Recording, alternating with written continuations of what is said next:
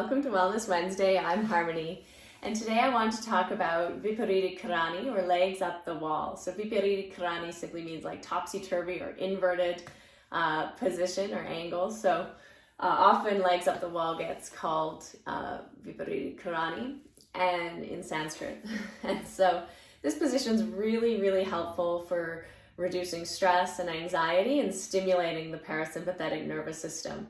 Especially if you have like a little blanket or one of those cotton yoga rugs, you could fold it up, or a small bolster, you can place it against the wall. And then when your low back and your hips come up onto the little lifted edge of the blanket or the bolster, it really allows the back muscles to release and relax, and all of that tension that you might be holding in the sacrum area or the low back, the upper part of the glutes, is able to just let go.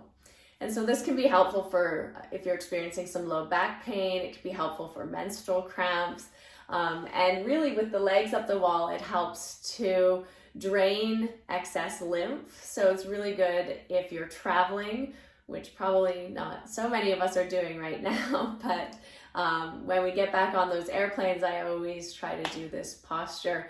I've done it in airports, and I always try and do it a lot for the first few days when I get somewhere, because it really helps to drain that excess fluid that gets trapped in the legs and the ankles.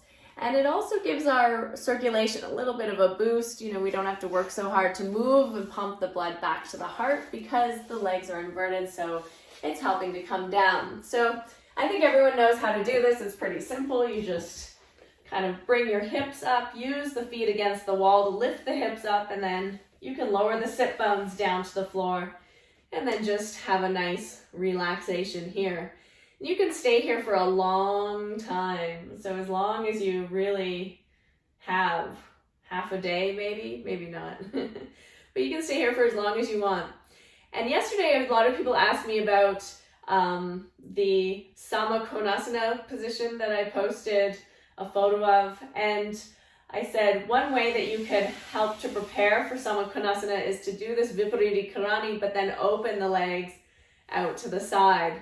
And this is another very restorative way to allow the legs to stretch in this even angle position while your low back and hips are supported and your torso is supported. And again, you could read a book here, or scroll through your Instagram, or do whatever it is that you like to do. But the idea would be to stay here for as long as possible, just really letting gravity press down on the inner thighs. And you're not going to get all of the same benefits of Viparita Karani, but you definitely get some intense gravity opening this leg position, this split position, in a way that's restorative actually, and you don't really quite notice what's happening for several minutes. So the longer you can stay here, the more you're gonna feel this release through the adductors and this opening of the legs up in the hips. So you can hang out here in this position for as long as you'd like. If you have the wall space, it's really nice. And then after some time, you'll probably need to use your hands to slowly bring the legs back up. And then take a few more minutes here again in the Viparita Karani position, just letting everything kind of relax. It's sort of like a Dandasana position really you're in, but it's inverted. So you're just letting things release and relax and feel that balancing of the sacrum and the back muscles, just able to soften and release. It's excellent for bringing your heart rate down, and as I mentioned, stimulating this parasympathetic response, which helps to reduce stress and anxiety and just bring a really deep feeling of revitalization and feeling really refreshed. So especially on the days that you're feeling really exhausted, or just like you don't have any energy left for anything, if you take several minutes, maybe 5-10 minutes, and just lie with your legs up the wall and just completely relax and let go, then you might find after that time a renewed sense of energy and feeling like really refreshed. So I would encourage you to give it a go, especially it's great for ladies' holiday. It's a nice practice.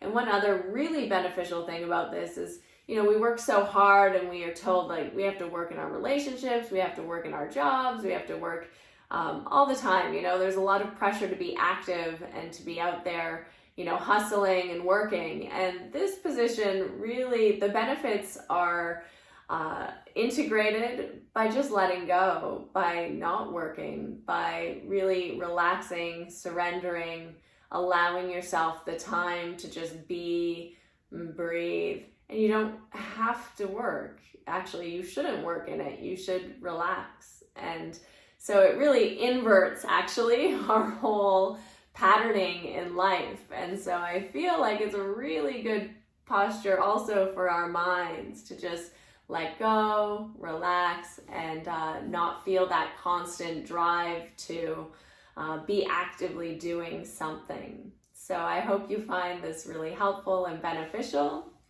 Thanks for listening.